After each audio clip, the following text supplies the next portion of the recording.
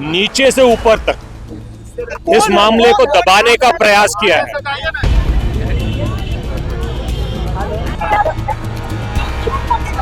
उन अधिकारियों का तुरंत सस्पेंशन होना चाहिए।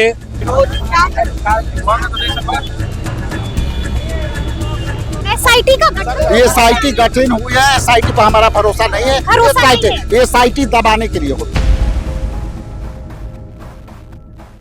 नमस्कार, हमारा नाम है समरीन और आपने देखना शुरू कर दिया है लाइव सिटीज। देखिए, नीट छात्रा मौत मामला लगातार पेचीदा होता जा रहा है और अब हर जुबान पर बस यही दुआ है कि उस बच्ची की चीख की तुम्हें सजा जरूर मिलेगी, खुदा का इंसाफ होगा और कयामत तुम पर टूटेगी ही टूटेगी। और आपको हमने दिखाया है कि किस तरह से कांग्रेसी गुस्से में हैं, आक्रोशित हैं और सड़कों पर भी उतरे थे। तो ऐसे में लाइव सिटीज ने भी बिल्कुल एक्सक्लूसिव बातचीत की है कांग्रेस के दिग्गज नेता कृष्णा लावारू से भी और बिहार कांग्रेस के प्रदेश अध्यक्ष राजेश राम से भी। तो क्या कुछ कह रहे हैं कृष्णा लावारू, क्या कुछ मांग कर दी है राजेश राम ने, सबसे पहले आप इन लोगों को सुनिए। सस्पेंशन की डिमांड कर दी है, आपने साफ कहा है कि सस्पेंशन होना चाहिए जो जिम्मेदार पुलिस वाले। मांग दो है। एक तो जो अपराधी है उसको तुरंत गिरफ्तारी होनी चाहिए।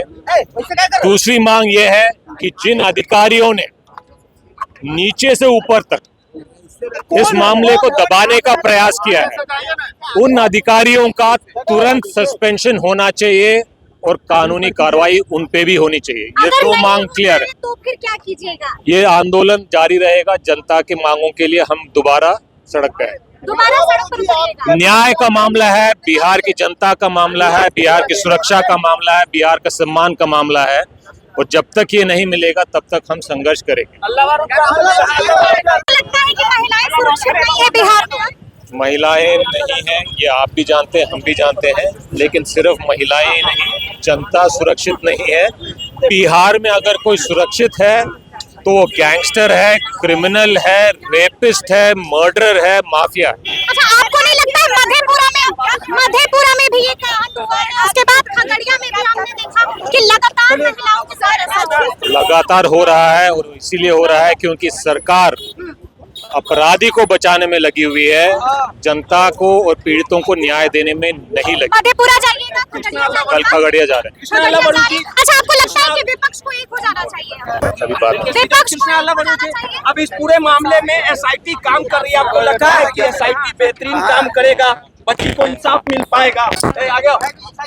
एसआईटी जिस मंशा से गठन किया गया है, सरकार जो चाहती है वो ये है कि अपराधी को बचाया जाए।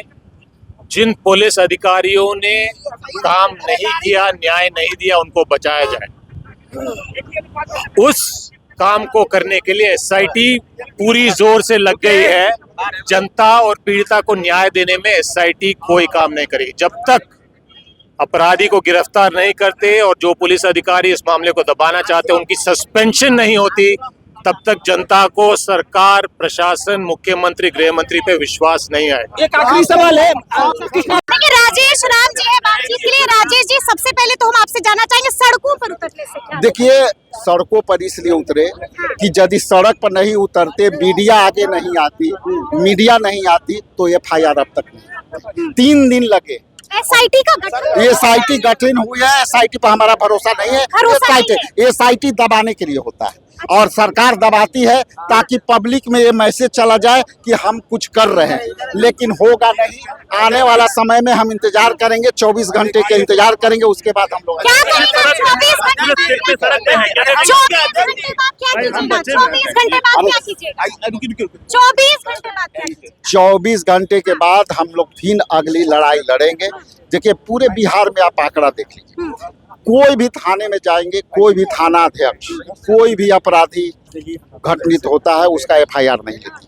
यदि एसआईटी आप गठित की हो तो अब तक के पूरे बिहार का जो रिकॉर्ड रहा है ट्रैक रिकॉर्ड। एसआईटी इसलिए है कि मामला यदि हाईलाइट हो रहा है तो उसको दबाने के लिए एसआईटी करती है। तो यदि एसआईटी गठित की है तो जांच करके दूध के पानी का इंतजार करेंगे, नहीं तो हम लोग लगातार इसको मुद्दे को लगता है किसी सफेद पोस्ट को बचाने की कोशिश है। देखिए जिस तरह से सरकार में अपराधियों का गठबंधन है, जिस तरह से सरकार में बैठे लोग प्रभावशाली लोग हैं, अब देखिए दूसरे तरफ आप बुलडोजर चला रहे हो गरीब पर, और आप बड़े बड़े बिल्डर जो कब्जा करके बैठे हो उसको छोड़ दिया। शुरुआत तो वहां से न करना चाहिए। एक मंत्री ने तो वहां सवाल किया है, मांझी जी ने, कि भाई गरीब पर चला रहे हो, तो गरीब का गर्दन सबसे कमजोर होता है, दबा दो। राजेश जी, सवाल ये है कि कांग्रेस इतने लेट से तो सुना आपने कि कितना गुस्से में है ये कांग्रेसी। साफ साफ कह दिया है कि ये लड़ाई तब तक जारी रहेगी जब तक उस बच्ची को इंसाफ नहीं मिलेगा।